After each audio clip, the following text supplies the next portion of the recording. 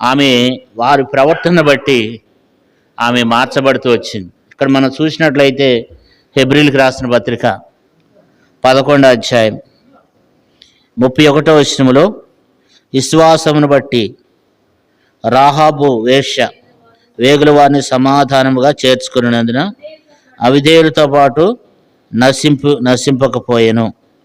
కాబట్టి అవిధేయులతో పాటు నశింపలేదు.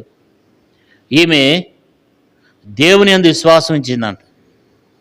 ఈమె గురించి ఏం రాయబడిందంటే విశ్వాసమును బట్టి అని రాయబడింది. ఇక్కడ చాలామంది విశ్వాసులు ఉన్నారు, విశ్వాసం గల వాళ్ళు చాలామంది ఉన్నారు. ఈ హెబ్రీలకు రాసిన పత్రిక 11వ అధ్యాయంలో చాలామంది విశ్వాసం కలిగిన వీరులు ఉన్నారు, విశ్వాస వీరులు ఉన్నారు. వారిలో ఈ రాహబ్ అనేటువంటి ఆమె కూడా ఒకటే. ఈమె దేవుని యందు విశ్వాసం ఉంచిందంట. వాళ్ళు వచ్చినప్పుడు ఆ వేగు చూడటానికి, ఆ దేశాన్ని చూడటానికి వచ్చినప్పుడు ఆమె ఏం చేసిందంటే దేవుని యందు ఆమె విశ్వాసము ఉంచిందనమాట. ఆ దేవుడు గొప్ప దేవుడు, ఆ దేవుడు కాపాడే దేవుడు, ఆ దేవుడు రక్షించే దేవుడు అని చెప్పి ఆమె ఏం చేసిందంటే విశ్వాసం ఉంచిందంట. అంతేకాదు ఆమె హృదయాన్ని మార్చుకుంది, ఆ హృదయ వైఖరిని మార్చుకుంది. ఆమె యొక్క జీవితంలో మనం చూసినట్లయితే ఆమె యెహోషువ గ్రంథంలో 1వ అధ్యాయంలో, యెహోషువ గ్రంథము దేవుని వాక్యం నుండి చూసినట్లయితే యెహోషువ గ్రంథం 2వ అధ్యాయంలో ఆమె గురించి రాయబడుతూ వచ్చింది. యెహోషువ గ్రంథం 2వ అధ్యాయం 1 నుండి ఆమె గురించి రాయబడుతూ వచ్చింది. ఈమె ఆ యొక్క ఎరుకో పట్టణపు గోడ మీద నివాసం చేస్తుంటే ఈ వేగులు వారు ఏం చేశారంటే ఆమె దగ్గరికి వచ్చినారు. ఆమె దగ్గరికి వస్తే ఆమె ఏం చేసిందంటే వాళ్ళకి ఆశ్రయం ఇచ్చింది, వాళ్ళని చేర్చుకుంది. మొట్టమొదట దేవుడు అంటే విశ్వాసం ఉంచింది, రెండోది వాళ్ళని ఏం చేసింది, ఆమె చేర్చుకుందంట. అంటే చేర్చుకోవడం అంటే వీళ్ళు దేవుని ప్రజలు, వీళ్ళు దేవుని యొక్క ప్రజలై ఉన్నారు అని చెప్పి వాళ్ళని ఏం చేసిందంటే వాళ్ళని తన ఇంట చేర్చుకోవడమే కాదు, ఆ ఇంట్లో ఆశ్రయం ఇచ్చి వారిని కాపాడుతూ వచ్చింది. ఈమె వాళ్ళని చేర్చుకున్నదన్న సంగతి తెలవంగానే రాజు మనుషులను పంపించినాడు. వాళ్ళు వచ్చి ఏమ్మా మీ ఇంటికాడ 2 మనుషులు వచ్చారు, ఎవరంటే ఆమె అనింది, అయా ఉత్తమం వచ్చారు కానీ వారిని నేను పంపించేసానని చెప్పి వాళ్ళని ఏం చేసిందంటే అటక మీద మరి జనప కట్ల కింద దాచిపెట్టిందంట. దాచిపెట్టి వాళ్ళని మరి కాపాడుతూ వచ్చింది. అంతేకాదు ఆమె దాచిపెట్టిందన్న సంగతి రాజుకు తెలిస్తే ఆమె పరిస్థితి ఎట్లుండేదంటే బహు దారుణంగా ఉండేదన్నమాట. అంటే వాళ్ళని చేర్చుకునే విషయంలో ఆమె చేర్చుకుందంటే ఆమె ప్రాణాలకు తెగించి ఏం చేసింది, చేర్చుకుందనమాట. రాహాబ్ ఏం చేసిందంటే ప్రాణాలకు తెగించింది. ఎందుకంటే వాళ్ళు ఇతర దేశం వాళ్ళు, మన ప్రజలు కాదు, మన దేశాన్ని పాడు చేయడానికి వచ్చేటువంటి వాళ్ళు, వాళ్ళకు ఆశ్రయించడం ఏంటని ఆమె గనక ఆ రోజు చేర్చుకుందని రాజుకు తెలిస్తే ఆ రాహాబుని రాజు గురుకునేవాడు కాదు. కానీ ఆమె ఏం చేసిందంటే ప్రాణాలకు తెగించి కూడా ఏం చేసిందంటే వారిని తన ఇంట ఏం చేసిందంట, చేర్చుకుందంట. చేర్చుకోవటమే కాదు కానీ వాళ్ళని చూసినప్పుడు వాళ్ళు చెప్పే మాటలను బట్టి ఆమె విశ్వసించి ఆమె ఆ పాపాన్ని మానివేసింది అనమాట. పాపాన్ని విడిచిపెట్టింది. పాపపు జీవితాన్ని రాహబ్ ఏం చేసిందంటే విడిచిపెట్టింది. దేవుడు ఆశీర్వదించాలంటే ఆయన పాపాన్ని, బైబిల్లో మనం చూసినట్లయితే యేసుప్రభువారు ఒక పాపిని ప్రేమిస్తాడు, అయితే పాపాన్ని ద్వేషిస్తాడంట. దేవుడు ఏం చేస్తాడు, ఆయన పాపాన్ని ద్వేషిస్తాడు. పాపం చేసే వాళ్ళకి ఆయనకి ఇష్టం లేదు, కానీ ఒక పాపి మారు మనసు పొందితే ఆయన క్షమిస్తాడనమాట, కరుణిస్తాడు. ఇప్పుడు ఈ రాహబ్ ఏం చేసిందంటే మారు మనసు పొందింది, తన పాపపు జీవితాన్ని విడిచిపెట్టింది. ఎప్పుడైతే పాపపు జీవితాన్ని విడిచిపెట్టిందో దేవుడు ఆమె యందు కనికరపడ్డాడు అనమాట. ఆమె ఏం చేసిందంటే అంతకితం వరకు కూడా ఆమె ఆ యొక్క వృత్తిలో ఆమె కొనసాగుతూ వచ్చింది. కానీ ఇప్పుడు ఆమె ఏం చేసిందంటే పాపాన్ని విడిచిపెట్టింది. ఎందుకంటే వచ్చినటువంటి మనుషులు, వాళ్ళు దేవుని దాసులు, వాళ్ళ మాటలు, వాళ్ళ ప్రవర్తన, వాళ్ళ వస్త్రధారణ అన్నీ చూసిన తర్వాత ఆ దేవుని గొప్పతనం ఏంటో తెలుసుకుని ఈ పాపలోకము, ఈ పాపం అనేది మనకు తగదు, ఇది చేయకూడదు అని చెప్పి తన పాప జీవితాన్ని ఏం చేసింది, ఆమె మార్చుకుందనమాట. అందుకని పాపాన్ని ఏం చేసిందంటే ఇక నాకు ఆ పాపపు జీవితం నాకు వద్దు అని చెప్పి ఆమె మార్చబడి పద్ధతిగా ఆమె జీవించింది, వివాహం చేసుకుంది, పిల్లలను కూడా కనిందనమాట. పాప జీవితాన్ని విడిచిపెట్టింది. దేవుని నమ్మిన తర్వాత ఆమె పాప జీవితాన్ని విడిచిపెట్టింది.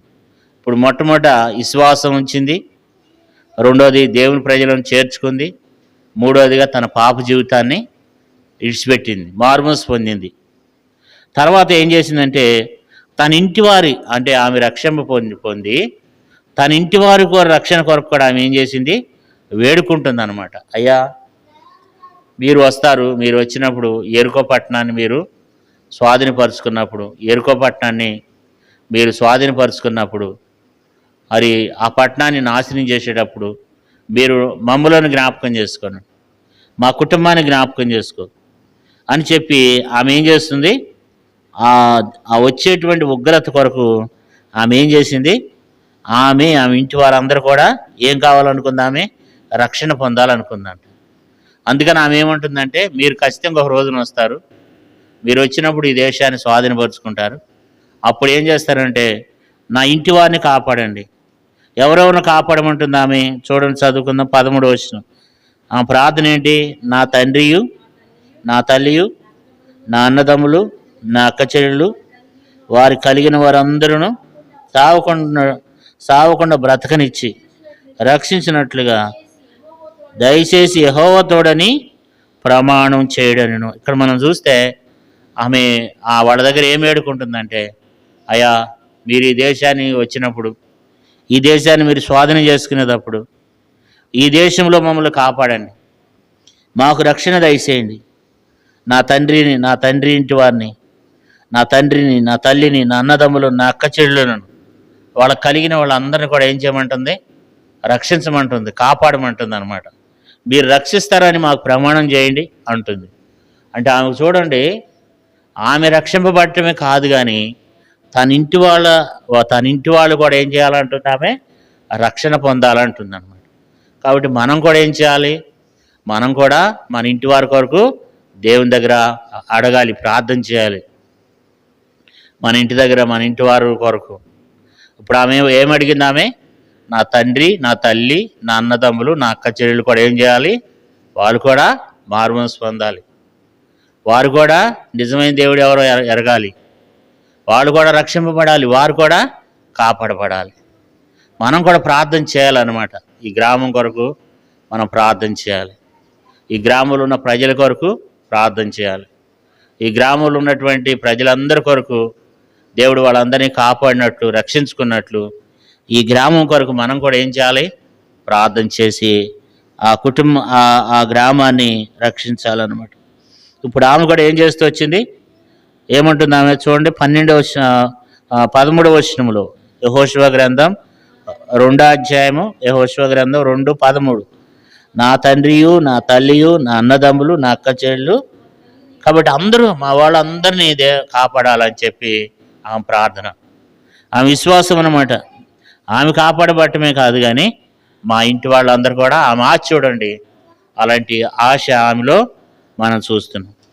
కాబట్టి ఇప్పుడు ఆమె రాహాబులో మనం ఏం చూస్తున్నాం, ఇంటివారి రక్షణ. అంటే ఆ జ్ఞానంతో తన ఇంటి వారిని ఏం చేసింది, ఆమె వేడుకుందంట. ఒక దినం వచ్చింది, ఉగ్రత దినం వచ్చింది. ఉగ్రత దినం వచ్చినప్పుడు వాళ్ళ ఇంటి వాళ్ళందరినీ కూడా ఏం చేశారు, వాళ్ళు కాపాడినారు అనమాట. వాళ్ళ ఇంటి వాళ్ళందరినీ కూడా కాపాడారు అనమాట. అంటే వాళ్ళ ఇంటి వాళ్ళందరినీ కూడా ఏం చేశాడు, యెహోషువ కాపాడినాడు. చూడండి ఆ మాట చదువుకుందాం. యెహోషువ గ్రంథం 6వ అధ్యాయము, యెహోషువ గ్రంథము 6వ అధ్యాయము 25వ వచనం. రాహాబును యెరికోను వేగుచూటకు యెహోషువ పంపిన దూతలను దాచిపెట్టి ఉండెను కనుక అతడు ఆమె తండ్రి ఇంటి వారిని ఆమె కలిగిన వారందరినీ బ్రతకనిచ్చాను. ఆమె నేటి వరకు ఇశ్రాయేలు మధ్యన నివసించున్నది. చూడండి, దేవుని వాక్యంలో మరి కాపాడినాడు. యెహోషువ ఏం చేశాడంట? ముందు రాహాబు ఇంటిని కాపాడండి అని చెప్పి ఏం చేశాడు? 23వ వచనం చూడండి, యెహోషువ గ్రంథం 6:23. వేగుల వారైన ఆ మనుషులు పోయి రాహాబును, ఆమె తండ్రిని, ఆమె తల్లిని, ఆమె సహోదరులను, ఆమె కలిగిన వారందరినీ ఎలపలకు తోడుకుని వచ్చిరి. ఆమె ఇంటి వారిని వారందరినీ ఏల్పలకు తోడుకుని ఇశ్రాయేలు పాలెం వెలుపట వారిని నివసింపజేసి, ఆ కుటుంబం ఏమైంది? కుటుంబం అంతా కూడా ఏం చేయబడింది? రక్షింపబడింది అన్నమాట. కాబట్టి ఆ కుటుంబం కొరకు ఆమె ప్రార్థన చేసింది. దేవుడు మనకు కూడా ఏం నేర్పిస్తున్నాడు? మనం కూడా మన అన్నదమ్ముల కొరకు, మన అక్క చెల్లెళ్ళ కొరకు, మన తల్లిదండ్రుల కొరకు, మన పిల్లల కొరకు, మన గ్రామం కొరకు, ఈ దేశం కొరకు మనం ఏం చేయాలి? ప్రార్థన చేయాలి. కాబట్టి ఆ రాహాబు కూడా ఆ రీతిగా చేసిందంట. అంతేకాదు, రాహాబు ఏం చేసింది? రాహాబు చేసిన పని ఏంటంటే ఉపచారం చేసిందంట. వచ్చిన వాళ్ళకి ఏం చేసింది? ఆమె ఉపకారం చేసిందంట. ఉపకారం చూడండి, 2వ అధ్యాయం యెహోషువ గ్రంథం 2వ అధ్యాయం 12వ వచనం. యెహోషువ 2:12. యెహోషువ గ్రంథం 2వ అధ్యాయం 12వ వచనం. నేను మీకు ఉపకారం చేసి తిని గనుక మీరును నా తండ్రి ఇంటి వారికి ఉపకారం చేసి నాకు నిజమైన ఆనవాలు ఇచ్చి. ఇక్కడ మనం చూసినట్లయితే ఆమె వచ్చిన వారికి ఏం చేసిందంటే ఉపకారం చేసిందంట. దేవుని బిడ్డలైన మనం ఏం చేయాలి? మనము ఉపకారం చేసేవారు. ఉపకారం ఆమె ఏం చేసింది? వచ్చిన వాళ్ళకి అసలు వాస్తవానికి అయితే ఆ వచ్చిన వాళ్ళకి ఆమె అపకారం చేయాలి, కానీ ఆమె ఏం చేసిందంటే ఉపకారం చేసిందంట. ఆమె అంటుంది, అయ్యా నేను మీకు ఉపకారం చేశాను, మీరు వచ్చినప్పుడు మీరు నాకు ఉపకారం చేయండి. దేవుని బిడ్డలంగా మనము అపకారం చేసే వాళ్ళం ఉండకూడదు, కానీ ఉపకారం చేసే బిడ్డలుగా మనం ఉండాలని దేవుని వాక్యంలో మనకు రాయబడుతూ వచ్చింది. ఆమె కూడా ఏం చేస్తూ వచ్చింది? ఉపకారము చేసిందంట. బైబిల్లో ఒక మాట ఉంది, హెబ్రీయులకు రాసిన పత్రిక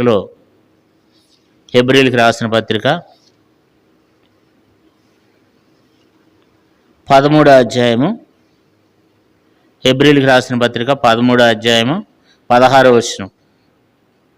హెబ్రీయులకు రాసిన పత్రిక 13వ అధ్యాయం 16వ వచనం. ఉపకార ధర్మమును చేయ మరొకడి అటు యాగములు దేవునికి ఇష్టమైనవి. ఇక్కడ ఏముంది?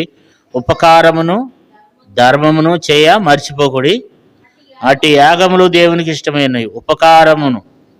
ఉపకారమును తర్వాత రెండోది ధర్మమును చేయ మర్చిపోకుడి, అటు యాగములు దేవునికి ఇష్టమైనవి. ఉపకారం చేయటము దేవునికి ఇష్టమంట.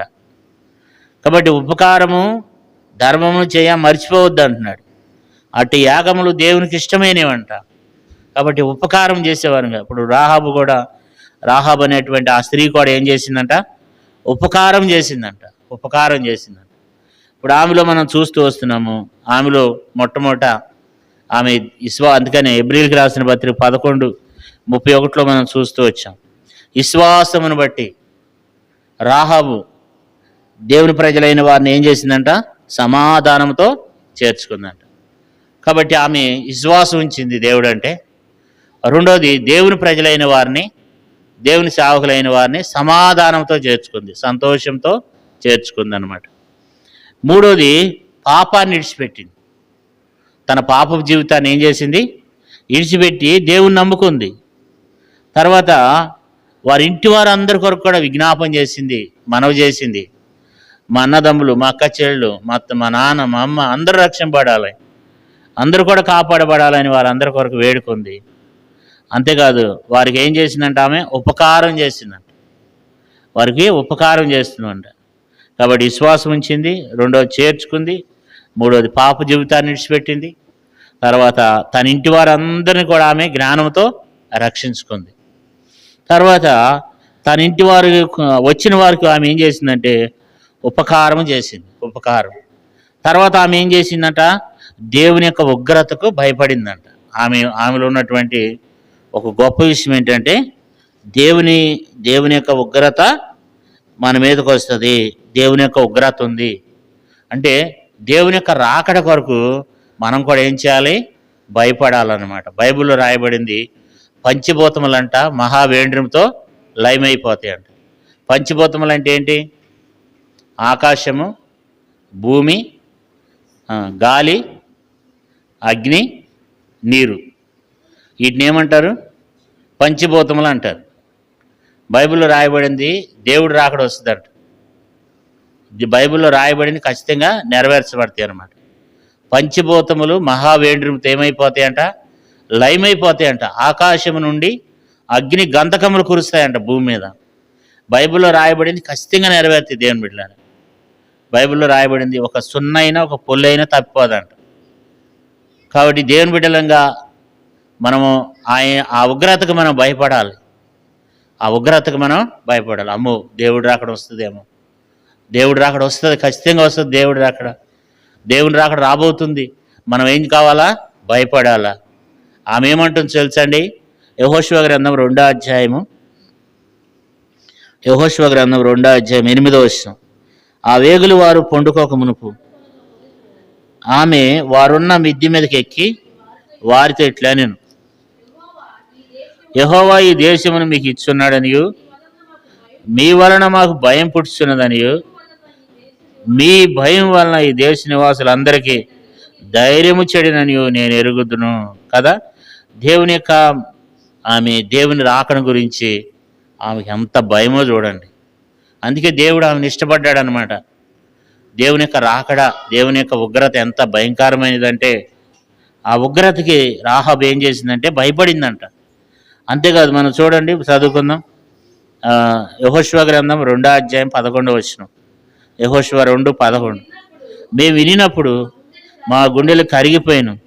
మీ దేవుడైన యెహోవా పైన ఆకాశమందును క్రింద భూమి యందును దేవుడే.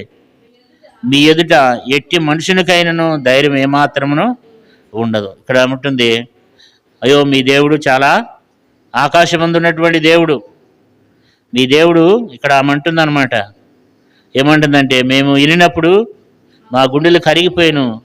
మీ దేవుడని యెహోవా పైన ఆకాశమందును క్రింద భూమి యందును దేవుడే. మీ ఎదుట ఎట్టి మనుషునికైనను ధైర్యం ఏమాత్రమును ఉండదు. అంటే దేవుని యొక్క ఉగ్రతను ఆమె ఎంతగానో చూస్తూ వచ్చింది.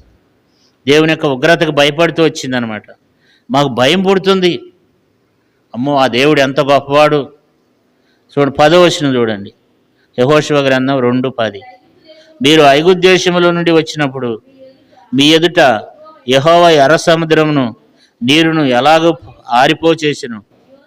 యోర్దాను తీరమునున్న అమోరీల ఇద్దరు రాజులైన సీహోనుకును ఓగునకును మీరేమి చేసితురో, అనగా మీరు వారిని ఎలాగూ నిర్మూలం చేసితురో ఆ సంగతి మేమింటిమి. ఇక్కడ మనం చూస్తే ఆమె దేవుడు ఎంత గొప్పవాడు, ఆయన ఎలాంటి కార్యాలు చేశాడు, ఆయనలో ఉన్నటువంటి ఎంత శక్తి, ఆయన ఎంత శక్తివంతమైనటువంటి దేవుడు అని చెప్పి ఆమె ఏం చేస్తుందంటే మరి దేవుని యొక్క ఉగ్రతకి ఏం చేస్తున్నామే?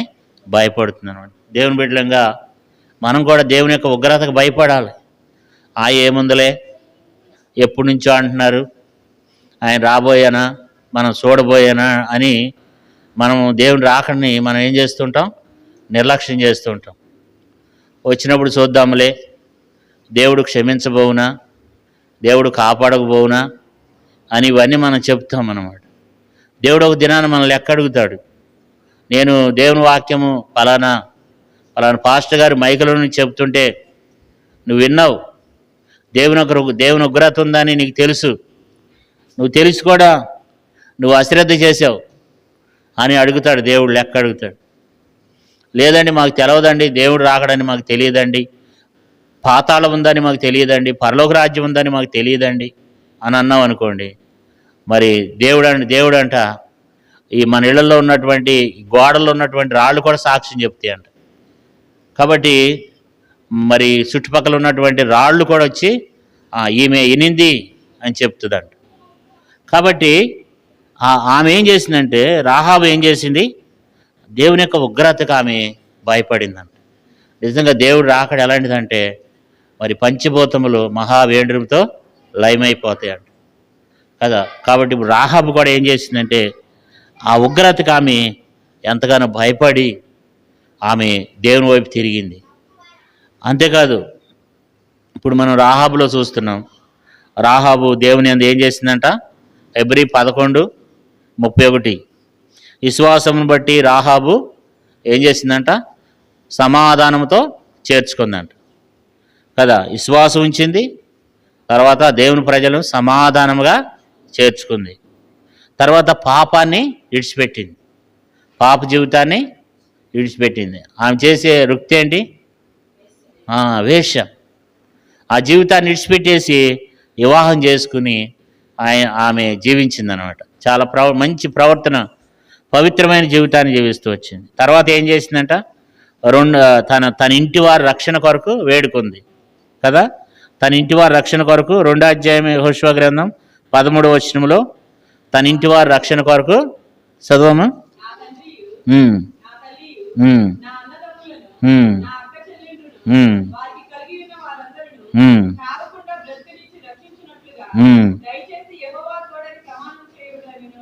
చూసారా? అంటే తన ఇంటి వారి రక్షణ కొరకు ఆమెకి ఎంత ఆశ చూడండి, తన ఇంటి వారి రక్షణ కొరకు. తర్వాత ఆమె ఏం చేస్తూ వచ్చింది? ఉపకారం చేసిందంట. 2వ అధ్యాయం 12వ వచనంలో ఏం చేసింది? ఉపకారం చేసిందంట. తర్వాత 2వ అధ్యాయం 9వ వచనంలో దేవుని ఉగ్రతకి భయపడింది. మరి దేవుడు ఎంత గొప్పవాడు, ఆయన చేసిన కార్యాలు అవన్నీ ఆమె ఇంటూ వచ్చిందంట. ఇని తెలుసుకుని దానికి భయపడుతూ వచ్చింది. అంతేకాదు, ఆమె గురించి రాయబడింది యాకోబు పత్రిక 2వ అధ్యాయం 5వ వచనంలో. యాకోబు పత్రిక చూడండి, ఆలకించుడి. అది కాదమ్మా, 2వ అధ్యాయం 25వ వచనం. అదేనమ్మా.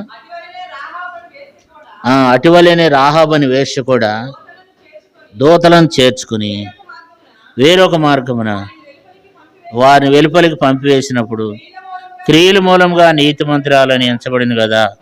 కాబట్టి చాలా మనం ఇక్కడ చూస్తే ఆమె ఏం చేసిందంట? రాహాబు అనే వేశ్య కూడా దూతలను చేర్చుకుని వేరొక మార్గమున వారిని వెలుపలికి పంపివేసినప్పుడు క్రియల మూలంగా నీతిమంతురాలని ఎంచబడింది కదా అంట. ఆమె క్రియలు చూపించిందంట. వాళ్ళు ఎవరో ముక్కుమోహం తెలియదు, కానీ వాళ్ళకి ఆమె ఏం చేసింది? క్రియలు చూపించిందంట. మనకి ఎవరన్నా ముక్కుమోహం తెలియని వాళ్ళు వచ్చినప్పుడు వాళ్ళకి మనం అన్నం పెట్టాలంటే, వాళ్ళు మన దగ్గర చేర్చుకోవాలంటే, ఒక రాత్రి మన దగ్గర వాళ్ళని ఉంచుకోవాలంటే, ఒక రాత్రి మన దగ్గర వాళ్ళని చేర్చుకోవాలంటే, ఒకరోజు భోజనం పెట్టాలంటే మనం ఎన్నో ఆలోచిస్తాం. వాళ్ళ కొరకు ప్రాణాలకు దిగిచ్చి, రాజుకు ఆ సంగతి తెలిసినా సరే ప్రాణం పోయినా పర్లేదు అన్నట్టుగా ప్రాణానికి తెగించి మరీ చేర్చుకోవడమే కాదు, ఆమె వారికి ఉపకారము చేసింది కదా. వారిని క్రియల మూలంగా చూపించిందంట. కాబట్టి నీతిమంతులు అంటే అర్థం ఏంటి అంటే క్రియల మూలంగా విశ్వాసం ఇచ్చింది. ఆమె విశ్వాసం ఉంచడమే కాదు, కానీ అది క్రియారూపంలో చూపించిందంట. మనం కూడా చాలాసార్లు మనం నీతిమంతులమే బైబిల్ ప్రకారంగా. ప్రభువైన యేసుక్రీస్తు రక్తం, ప్రభువైన యేసుక్రీస్తు ప్రభువారి యొక్క రక్తంలో కడగబడిన మనందరం నీతిమంతులమే. అయితే ఆమె క్రియల్లో చూపించింది. క్రియలు కూడా ఉండాలంట. నీతిమంతులమే, ఒక విశ్వాసం ఉంచడం కూడా నీతిమంతులమే. ఆయన యందు మనం నమ్మికొంచడం ద్వారా కూడా, ఆయన రక్తం వలన కూడా నీతిమంతులంగా తీర్చబడతాం. అయితే ఆమె ఏం చేసిందంటే విశ్వాసం ఉంచడమే కాదు, కానీ ఆమె క్రియారూపంలో చూపించిందంట. క్రియలు కూడా చేసిందంట క్రియారూపంగా. ఒక విశ్వాసం ఒకటే కాదు, కానీ నేను విశ్వాసం ఉంచాలి. ఇప్పుడు మనం దేవుని మందిరానికి వస్తాం, నేను విశ్వాసం ఉంచాను, దేవుని మందిరానికి వెళ్తున్నాను చాలు అని అనుకుంటే కుదరదు. కొంత క్రియల్లో కూడా ఏం చేయాలి? మనము ఆ నీతిమంతులు అనేది చూపించాలి. ఇప్పుడు మనం నమ్ముకున్నాము చాలే, రక్షింపడ్డాంలే, దేవుని మందిరానికి వెళ్తే ఏంటి, వెళ్ళకపోతే ఏంటి అనుకుంటే కుదరదు. దాన్ని మనం కొంత ప్రయాసపడాలి, దాన్ని మన క్రియారూపంలో చూపించాలి. మన విశ్వాసం అనేది అది మనం క్రియారూపంలో కూడా చూపించాలి. దేవుని మందిరంలో పని చేయాలి, దేవుని కొరకు జీవించాలి. ఇవన్నీ మనం క్రియారూపంలో కూడా ప్రజలు చూస్తూ వచ్చినప్పుడు ఈ సహోదరు చూడండి ఆమె ఎంత ప్రయాసపడుతుందో అనేది క్రియారూపంగా చూపించినప్పుడే క్రియల వలన నీతిమంతురాలు కదా. నీతిమంతులు అందరూ నీతిమంతులే, కానీ ఈమె అయితే ఏం చేస్తూ వచ్చిందంట, క్రియల వలన నీతిమంతురాలు, ఆ క్రియారూపంగా చేస్తూ వచ్చింది. కాబట్టి ఇప్పుడు ఈమెలో విశ్వాసాన్ని బట్టి విశ్వాసం ఉంచింది, చేర్చుకుంది, పాపాన్ని విడిచిపెట్టింది, ఇంటివారి రక్షణ కొరకు ఇంటివారు అందరినీ రక్షించుకుంది ఆమె.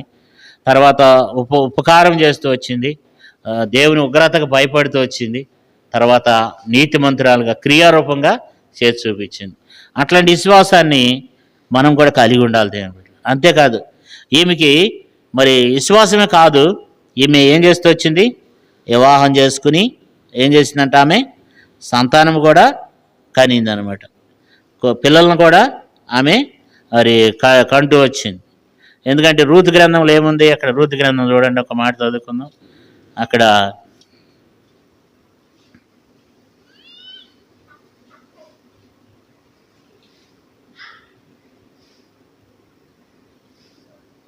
రూతు గ్రంథము 4వ అధ్యాయము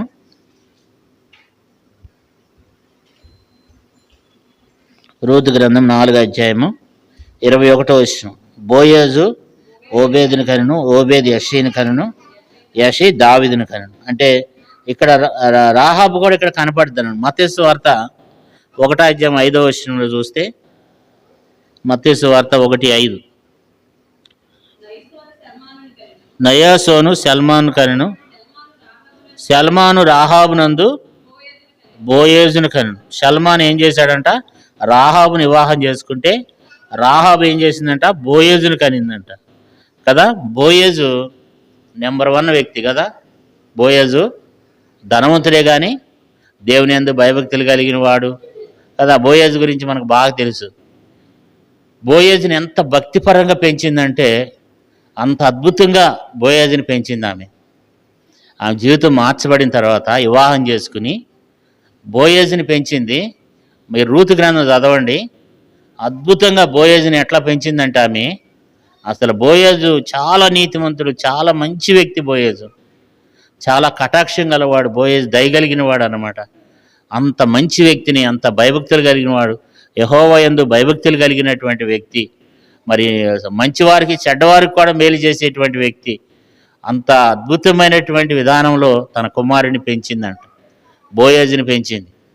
బోయేజుని ఆమె ఎంతో ఎంతో చక్కగా క్రమశిక్షణలో దేవునిలో ఆమె పెంచుతూ వచ్చింది. పెంపకము పిల్లలను కూడా, మరి దేవుడిచ్చిన పిల్లలను కూడా మనం ఏం చేయాలి, వాళ్ళ ప్రభువులో పెంచాలన్నమాట.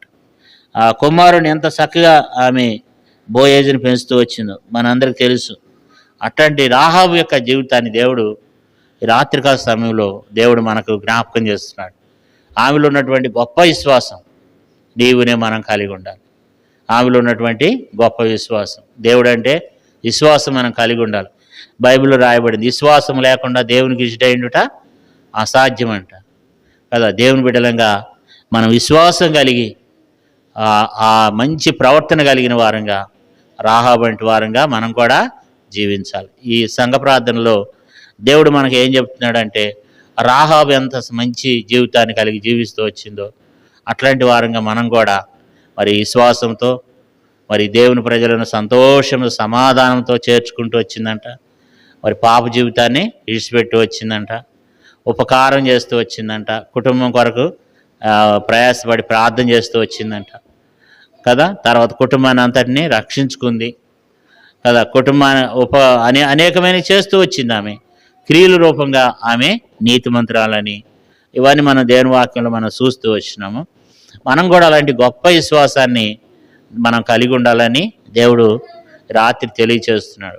మనం కూడా ప్రార్థన చేద్దాం, దేవ అలాంటి గొప్ప విశ్వాసాన్ని నా జీవితంలో కూడా కలగచేయండి. ఎందుకంటే ఆమె విశ్వాసంతో ఇప్పుడు చూడండి, ఆమె ఎక్కడికి వచ్చింది, ఆమె వంశవల్లోనికి, యేసుక్రీస్తు ప్రభువారి యొక్క వంశవల్లోనికి వచ్చింది. తర్వాత హెబ్రీలకు రాసిన పత్రిక 11వ అధ్యాయం 31వ వచనం చూస్తే విశ్వాస వీరుల్లోనికి వచ్చింది. అంటే దేవుడు హెబ్రీలకు రాసిన పత్రిక 11వ అధ్యాయంలో హేబేలు మొదలుకుని మరి ఈ రాహాబు వరకు ఇంకా కింద చాలామంది ఉన్నారు. పౌలు పరిశుద్ధాత్మ చేత నింపబడి ఇవన్నీ రాస్తుంటేనంట దేవుడు అన్నాడంట, ఒక వచనం రాహాబు గురించి కూడా రాయి అన్నాడంట దేవుడు. ఏంటి రాహాబు గురించి రాసేదంటే, ఆమె యొక్క విశ్వాసము, ఆమె యొక్క క్రియలు, ఆమె యొక్క మార్చబడిన జీవితం చాలా బాగుంటుంది. పౌలు ఒక వచనం ఎవరి గురించి రాయి? రాహాబు గురించి రాయమన్నాడు కదా. వరుస పెట్టి చాలామంది అందరి గురించి రాస్తూ వస్తూ దేవుడు ఒక మాట ఏం చెప్పాడు? రాహాబు గురించి కూడా ఒక మాట రాయి కదా. ఆమె ఎక్కడికి చేర్చబడింది? ఇప్పుడు విశ్వాస ఇరుల్లోనికి చేర్చబడింది కదా. యేసుక్రీస్తు ప్రభువారి వంశవల్లోనికి చేర్చబడింది, విశ్వాస వీరుల్లోనికి చేర్చబడింది. మరి ఎంత గొప్ప విశ్వాసం ఉంటే మరి ఆమె గురించి దేవుడు రాస్తాడు. ఆమెలో నుంచి యేసు ప్రభువారు వచ్చినాడు. ఎంతో గొప్ప ఆశ్చర్యకరం కదా. కాబట్టి దేవుని బిడ్డలంగా మరి అలాంటి మంచి విశ్వాసాన్ని కలిగి మనం జీవించాలని దేవుడు కోరుకుంటున్నాడు. అలాంటి విశ్వాసం కలిగి ఉన్నటువంటి బిడ్డల ఎడల దేవుడు, అలాంటి ప్రజల